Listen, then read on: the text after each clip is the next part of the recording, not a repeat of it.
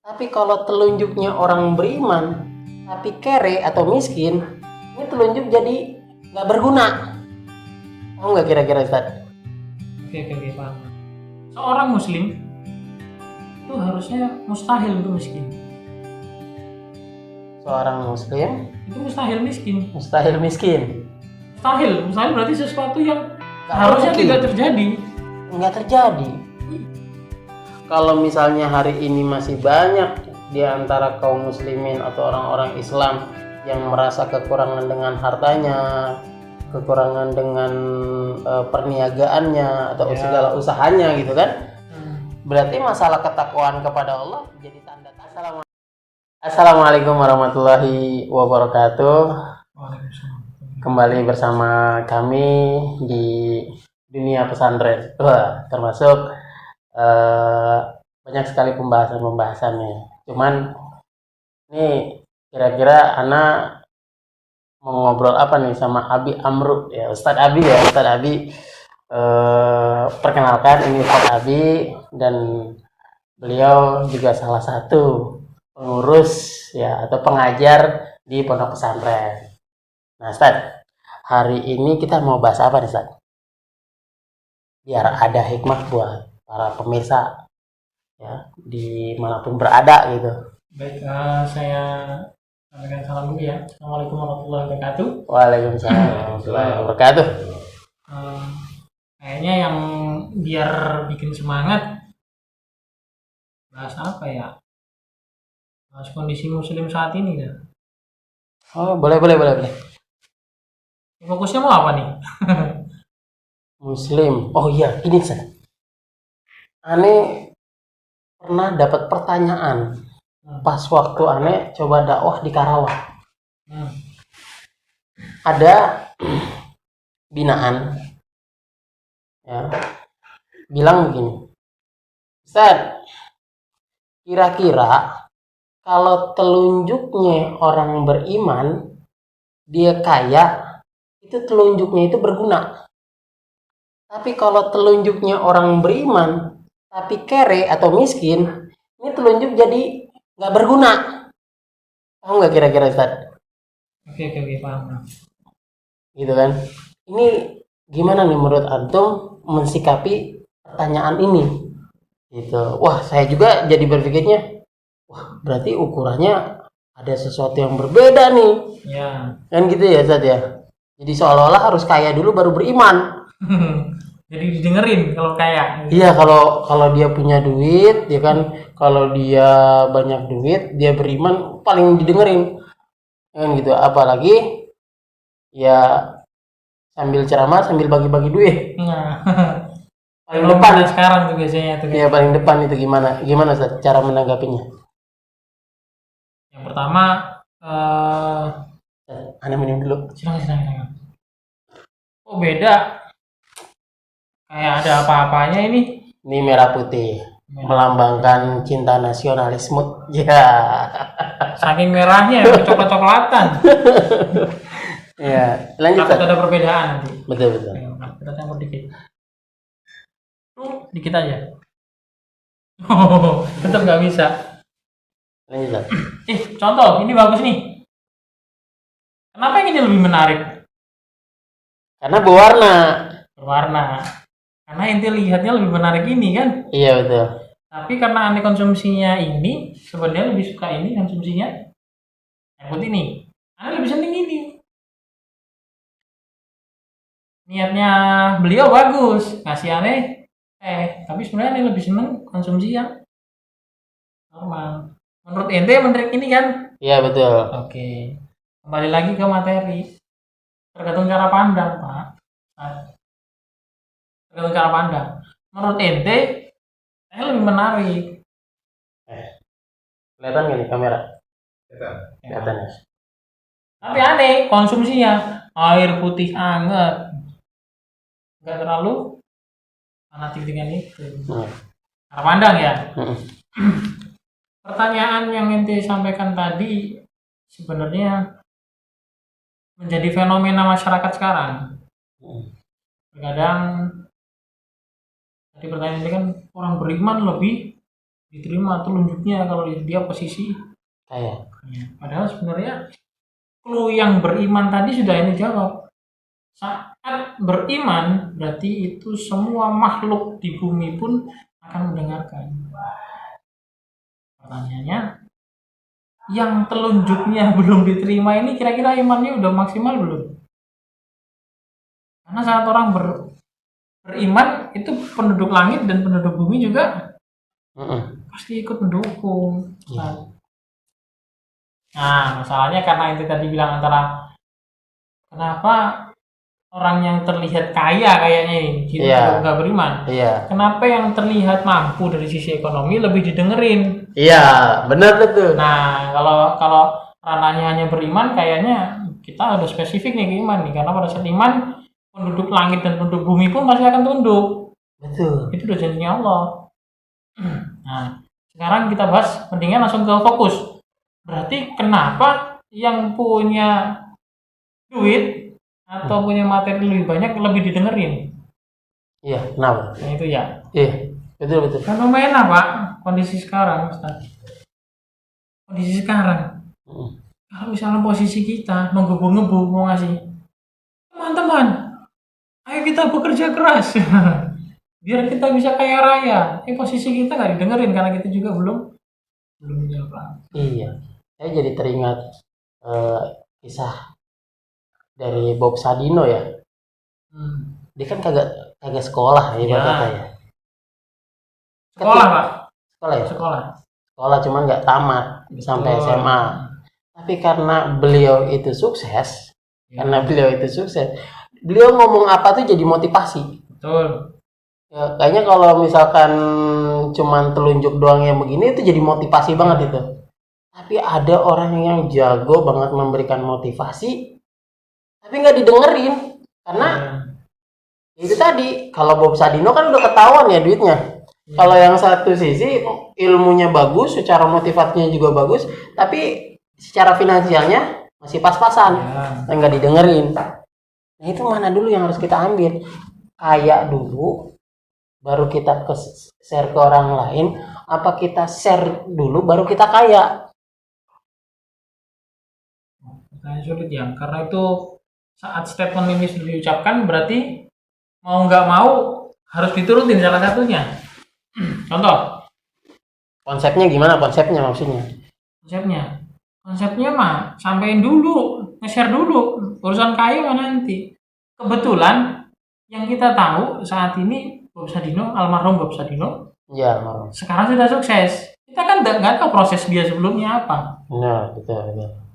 Nah, yang orang nggak tahu kan prosesnya. Iya. Nah, kalau mau disepakati saat ini yang menjadi poin fenomena saat ini adalah sebenarnya seorang muslim itu harusnya mustahil untuk miskin. Seorang muslim itu mustahil miskin. Mustahil berarti sesuatu yang harusnya tidak terjadi. Enggak terjadi. Iya. Tapi fenomena sekarang yang lebih banyak hilang sendal di masjid. Menunggu BLT.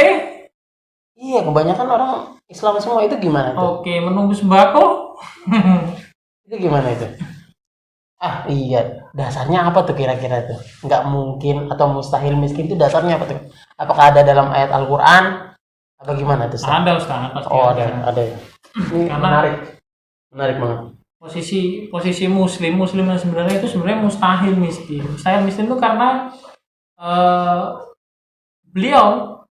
mereka yang mau memegang teguh Al-Quran, insya Allah dicukupkan semuanya. Oh gitu? Iya dong. Allah ngobrol sama hambanya itu banyak sekali ayatnya. Betul. Menyatakan bahwa tidak ada kemiskinan, yang ada hanya kecukupan. Ayat dan kecukupan. Surat ayat berapa tuh kayaknya? Masya Allah. Ini kita buka langsung nih, luar biasa. Biar saya ini penting tadi lu. Surat ayat berapa nih? Langsung aja di surat 65. Surat 65 ya. Ayat 2 sampai 5. Jadi buat teman-teman semuanya bahwa Orang Islam mustahil miskin. Berarti ini udah termasuk janji Allah dong ya? Harusnya kalau memang mereka yakin. Dan itu termaktub di dalam Al-Quran ya? Iya, kan Allah yang bilang. Iya. Berarti kalau misalnya ada yang masih kesusahan, miskin, dipertanyakan lagi. Ikhwan semuanya. Ya, kita lihat, maaf tadi? Surat 65. 65 ya? Ayat 2 sampai 5. Oke.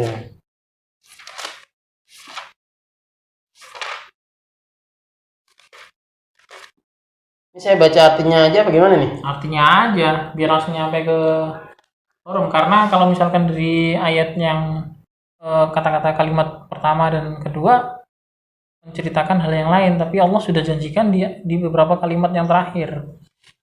Ya. Ya, duanya kalimat yang terakhir, yang ketiganya juga. Bismillahirrahmanirrahim. Apabila mereka telah mendekati akhir idahnya, maka rujukilah mereka dengan baik, atau lepaskanlah mereka dengan baik, dan persaksikanlah dengan 2 orang saksi yang adil di antara kamu, dan hendaklah kamu tegakkan kesaksian itu karena Allah.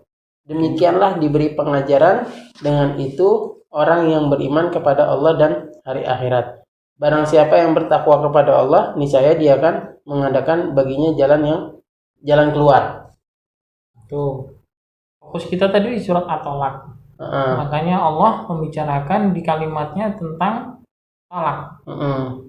Tapi poin yang Allah maksud adalah barang siapa yang bertakwa kepada Allah, niscaya Allah akan memberikan jalan keluar. Memberikan jalan keluar di ayat ke-2. Poinnya itu. Walaupun fokusnya Allah rencananya mau membicarakan masalah talak, tapi ternyata janji Allah dibahas di kalimat-kalimat terakhir. Karena coba di ayat 3-nya. Dan setelah memberikan jalan keluar dan memberinya rezeki dari arah yang tidak disangka-sangkanya. Wah, luar biasa ya. Dan barang siapa yang bertawakal kepada Allah, niscaya Allah akan mencukupkan keperluannya. Sesungguhnya Allah melaksanakan urusan yang dikehendakinya. Sesungguhnya Allah telah mengadakan ketentuan bagi tiap-tiap sesuatu. Stop. Di surat ayat 2 dan 3 udah dibahas. Yang pertama tadi, barang siapa yang bertakwa kepada Allah, niscaya Allah akan memberikan rezeki. Yang ayat 2 dulu. Oh, yang 2, berikan jalan keluar. Jalan keluar dari masalah, jalan keluar dari segala macam kerumitan. Ya. Yang di ayat ketiga, diberikan rezeki dari arah yang tidak disangka-sangka. Yang selanjutnya, barang diberikan kecukupan. Jadi yang dia mau dicukupkan. 3 poin. Nah, yang pertama tadi diberikan jalan keluar dari masalah, diberikan rezeki dari arah yang tidak disangka-sangka, diberikan kecukupan. Jadi misalkan sewaktu-waktu kita butuh mobil, kasih. Butuh rumah, kasih. Makanan yang bergizi, saya bilang enak ya, disediakan sama Allah. Dicukupkan segala keperluannya. Iya betul. Dikasih jalan keluar, dikasih rezeki dari sangka, dicukupkan segala keperluannya. Cukup nggak kita sebenarnya? Cukup banget. Allah udah janji di situ. Janji Allah. Dan Allah tegaskan di kalimat berikutnya. Coba bukan. Di ayat ketiga masih sama. Allah tegaskan di situ. Sesungguhnya Allah melaksanakan urusan. Allah melaksanakan urusannya. Allah itu memberikan 3 janji ini tadi. Hanya membahas 2 ayat dulu. Allah kasih jalan keluar. Allah kasih rezeki dari arah yang tidak disangka-sangka. Maksudnya dari mana aja nih? Iya. Betul. Lagi butuh sesuatu, tiba-tiba saudara datang bawa makanan. Iya. Lagi butuh buah-buahan, tiba-tiba ya nggak ngerti. Iya. Terus dicukupkan segala keperluannya. Kalau udah dicukupkan segala keperluannya, harusnya sebagai seorang muslim masih miskin nggak? Enggak. Harusnya enggak dong. Iya. Dan di situ Allah janji, sesungguhnya aku melaksanakan urusanku. Kan Allah nggak mungkin ingkar janji kan? Iya. Allah tegaskan di situ. Dikasih jalan keluar, kasih rezeki dari sangka-sangka, dicukupkan segala keperluannya. Aku melaksanakan urusanku. Tugasnya kita ngapain tadi? Amayatakillah. Barang siapa yang bertakwa kepada Allah, niscaya 3 dulu nih kasih janji sama Allah. Ya, ya, ya. 1, 2, 3, baru 3. Itu baru 2 ayat. Allah sudah laksanakan urusannya. Nanti diselesaikan semua. Allah cuma minta 1 doang, bertakwa. Lanjut di ayat keempatnya. Dan perempuan-perempuan yang tidak di ayat di kalimat terakhir. Kalimat terakhir ya. Dan barang siapa yang bertakwa kepada Allah, niscaya Allah menjadikan baginya kemudahan dalam urusannya. Kemudahan dalam segala urusan. Yang ayat kelima ada lagi, Ustaz? Ada dong. Itulah perintah Allah yang diturunkannya kepada kamu, dan barang siapa yang bertakwa kepada Allah, niscaya dia akan menghapus kesalahan-kesalahannya dan akan melipat gandakan pahala baginya. Luar biasa ya. Yang tadi saja 3 dan Allah sudah janjikan sebagai manusia, harusnya kita udah nggak ada kata-kata miskin.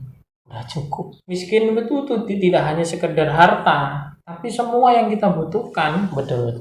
Allah cukupin. Anak insya Allah akan ada. Butuh istri, ya ada. Butuh suami, ada. Butuh teman-teman, ada. Allah siapkan semuanya itu, mencukupkan segala keperluannya, khusus untuk di masalah dunia. Dan Allah janji di situ. Yang keempat tadi, ayat keempat, Allah mudahkan segala urusannya. Iya. Jadi nggak mungkin kita lagi ada masalah, Allah nggak kasih solusi. Betul. Ini jalan keluar, yang ini dimudahkan urusannya. Betul. Harusnya tidak ada orang-orang miskin. Ini masih janji di dunia. Betul.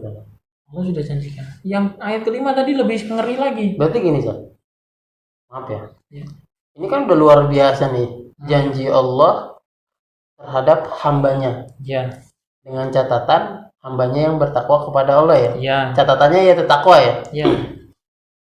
Kalau misalnya hari ini masih banyak di antara kaum muslimin atau orang-orang Islam yang merasa kekurangan dengan hartanya, kekurangan dengan perniagaannya atau segala usahanya gitu kan. Berarti masalah ketakwaan kepada Allah jadi tanda tanya dong ya. Iya, betul. Bisa jadi seperti itu ya. Ada 2 kemungkinan. Apa tuh? Yang pertama memang beliau tidak totalitas bertakwa kepada Allah. Totalitas. Wah, dahsyat. Allah belum percaya ngasih harta itu buat dia. Oh gitu ya. Gini contoh. Setiap manusia itu sudah diberikan takaran rezeki sesuai dengan kemampuannya. Iya. Jadi kalau misalkan toren, manusia itu sudah disiapin torennya sendiri-sendiri dari langit. Ya. Sudah disiapin. Torennya disiapin, instalasinya disiapin, pipanya disiapin, kerannya disiapin. Tinggal keran yang mana yang mau dibuka sama kita sendiri. Satu, kita nggak tahu batas toren di atas itu berapa liter yang akan Allah salurkan untuk kita. Betul. Tapi nggak mungkin sedikit. Iya. Tidak mungkin sedikit. Tinggal gimana caranya kita siapin wadahnya. Kalau kemampuan antum hanya bisa bawa gayung, ya harta itu hanya segayung. Karena kalau diterusin luber. Kebuang sia-sia. Iya. Kalau antum siapin ember, yang keluar berapa? Seember. Kalau ente siapin bak, sebab. Coba kalau ente bikin 1 kolam besar, seberapa penuhnya? Berkubik-kubik ya. Berkubik-kubik. Ya. Masalahnya adalah kita siapin wadahnya segede apa, Ustaz? Buat menerima itu ya. Buat terima itu. Mungkin ada juga yang siap menerima sampai berkubik-kubik, tapi Allah belum kasih. Karena saking sayangnya, bisa juga. Tapi kita nggak mau ambil ke poin itu nih. Kita poinnya adalah, kalau poin yang tadi berarti sisi totalitas ketakwaannya dia sama Allah sudah luar biasa. Hanya mungkin memang Allah menguji di masalah harta, materi. Luar biasa. Nah, sekarang tanyanya, antum menyiapkan wadahnya segede apa? Karena Allah sudah siapkan tandon itu luar biasa dari atas nanti. Ya, berarti pada saat umat Islam mustahil miskin, berarti umat Islam pasti kaya. Apa gimana sih? Nggak bisa, kalau dibilang pasti kaya kan relatif. Contoh kaya itu kan relatif, sampai sejauh apa nominalnya kita nggak ngerti. Tapi kalau misalkan Muslim mustahil miskin, memang seharusnya tidak menjadi Muslim yang miskin. Karena Allah sudah berjanji. Allah sudah ngasih janjinya. Memberikan kecukupan buat semuanya. Posisi kemiskinan kan kita sendiri yang ngatur nih. Betul. Karena ketamakan yang membuat kita masih merasa miskin. Iya. Padahal Allah sudah kasih banyak hal. Iya. Berarti kekayaan itu apanya? Kaya nggak? Kira-kira kalau mustahil miskin berarti kaya? Pasti kaya sebenarnya. Berarti mustahil miskin dan pasti kaya? Iya. Tapi kaya dengan ukurannya bukan? Ya, ukuran tampungannya sendiri. Oh gitu, masing-masingnya. Saat ini antum siapin gelas, ya bagi antum sepenuhnya gelas ini sudah kaya. Kalau luber-luber, ya kan Allah memberikan sesuai dengan kecukupan, mencukupkan segala keperluannya. Perlunya cuma segelas ya segelas. Cuman apa bedanya antum Allah titipkan 1 miliar ke antum dengan 10 miliar ke Ani? Apa bedanya? Kebutuhannya mungkin. Satu kebutuhan. Yang kedua juga karena Allah percaya. Kalau saat ini Allah kasih antum 3 miliar, jawab dalam waktu 10 detik. Mau ngapain? Bangun pesantren. Bangun pesantren. 3 miliar. Amin. Bangun pesantren. Amin. Bangun pesantren kan? Amin. Insyaallah. Kita bikin pesantren berikutnya ya, Ustaz ya. Kita bikin pesantren berikutnya. Kalau pesantren ini kan kita diamanahkan untuk mengelola. Ya mudah-mudahan ya. Insyaallah. Amin. Semoga Allah menjawab doa itu tadi. Iya. Tapi lucunya adalah pada saat pertanyaan ini saya lontarkan ke saudara-saudara kita yang lain, mayoritas menjawabnya spontan semua untuk hal-hal yang tidak bermanfaat. Oh gitu? Bahkan arahnya ke arah mudarat. Masya Allah. Secara manusiawi loh ya. Gitu. Ini manusiawi loh. Rumah, mobil, atau mungkin nabung emas dan lain-lain. Semuanya hanya pengumpulan harta yang untuk dirinya pribadi. Nah, mungkin dengan niatan antum yang tadi 3 miliar, Allah malah ijabahnya 10 miliar. Amin. Masya Allah. Sistem matematikanya seperti ini, Ustaz. Amin. Antum makan sekenyang-kenyangnya berapa piring saat satu kali makan? Sepiring. Oke, sepiring doang kan? Berapa kali sehari? Ya bisa 3 kali. Ya, kali ya. Kalau nggak 3 kali ya 2 kali. Oke, mencukupkan segala keperluannya kan? Iya, betul. Allah sendiri betul kan? Berbeda dengan niat antum yang tadi, karena pesantren untuk berbagi, untuk amanah, untuk umat dan lain-lain. Allah titipkan berapa ratus piring ke antum untuk santri-santri nanti. Kira-kira seharga 10.000 nggak satu porsinya? Enggak. 10.000. Karena itu ada 100 atau mungkin 1.000 santri, berarti berapa miliar yang Allah siapkan untuk makan doang 1 bulan? Oh, saya nggak tahu tuh. Nah, taunya gratisan. Posisinya adalah berarti Allah percayakan rezekinya anak-anak ini ke itu. Tapi kita nggak ngebayangin 3 miliar itu berbentuk uang ya? Enggak ya? Aneh kan nggak bilang uang. 3 miliar itu bisa berbentuk aset. Betul. Ya, ada orang yang datang ngasih wakaf Al-Qur'an, wakaf tanah gitu kan. Terus sekalian batu batanya dicicil sama semennya. Ya kalau di total ya segitu 3M gitu ya. Makanya posisinya pada saat antum niat untuk berbagi, Allah siapkan lebih. Karena kan menitipkan rezeki itu ke yang lain. Kalau sekenyangnya tadi 1 piring, karena ente niatnya untuk memberikan 1.000 orang, Allah titipkan rezeki untuk 1.000 orang ke ente. Setiap kali 1 kali makan selama 3 kali sehari selama 1 bulan atau mungkin bertahun-tahun. Coba dinominalkan. Luar biasa. Nah, makanya yang membuat wadahnya kecil dan gede kita sendiri. Kita sendiri ya. Yang membuat kategori miskin dan kaya ya kita sendiri. Tapi kalau misalkan saat ini kondisi muslim sebenarnya mustahil miskin, itu yang harus disepakati. Mustahil harus mereka miskin. Jadi begitu. Bikin wadah sebesar-besarnya.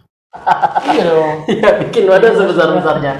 Ya, tinggal cari tahu dah tuh yang dimaksud dengan wadah itu apa. Oke. Cuman saya bisa pahami yang pertanyaan dari pertama bahwa sebenarnya bukan menjadi satu problem lagi ya orang beriman harus kaya. Bener ya, karena udah menjadi satu otomatis. Iya. Kalau dia beriman ya tidak akan kekurangan. Allah titipkan. Ya? Allah titipkan rezeki. Allah titipkan masalah ya kemudahan segala semuanya lah ya. Ya. Begitu ya. Contoh sahabat siapa yang paling kaya? Abdurrahman bin Auf. Karena Allah saking percayanya kan. Coba itu misalkan dikasih ke Ali. Berarti nggak percaya dong?